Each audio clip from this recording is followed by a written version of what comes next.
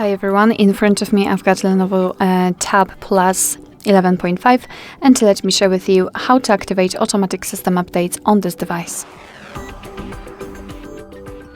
Let's begin with opening the settings, and in this left section we have to scroll down to the very bottom to find about tablet. Then let's scroll and keep tapping on the software version until you'll see the information that you're in the developer mode. If you want to learn more about the developer options, simply check our tutorial about them. So after activating, enter general settings in the left section, and here scroll down to find developer options.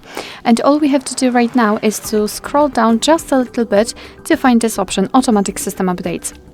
As you can see, in my case, this option is turned on.